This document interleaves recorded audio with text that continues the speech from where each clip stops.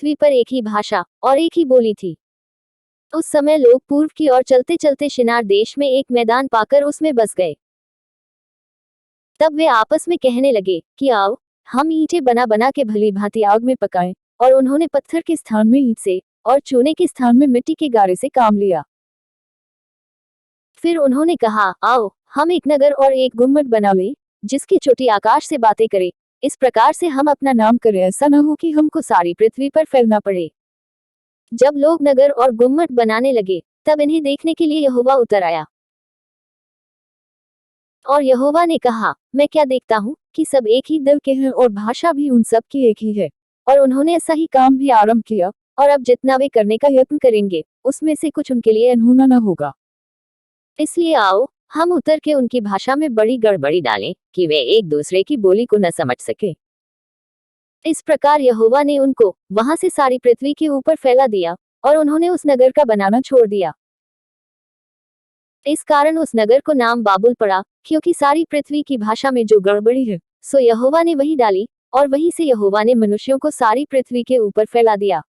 Shem की वंशावली यह है। जल प्रलय के 2 वर्ष पश्चात जब शेम 100 वर्ष का हुआ, तब उसने अर्पक्षद को जन्म दिया। और अर्पक्षद ने जन्म के पश्चात शेम 500 वर्ष जीवित रहा, और उसके और भी बेटे बेटियां उत्पन्न हुई। जब अर्पक्षद 35 वर्ष का हुआ, तब उसने शेलह को जन्म दिया। और शेलह के जन्म के पश्चात अर्पक्षद 403 वर्ष और जीवित रहा, और उसके और भी बेटे बेटियां उत्पन्न हुई।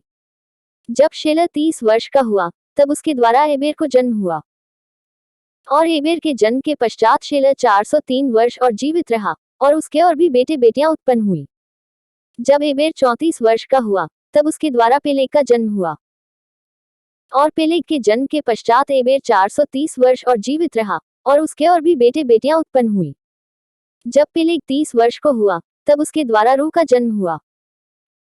और रू के जन्म के पश्चात पेलेग 209 वर्ष और जीवित रहा, और उसके और भी बेटे बेटियां उत्पन्न हुई। जब रू 32 वर्ष का हुआ, तब उसके द्वारा सरूग का जन्म हुआ।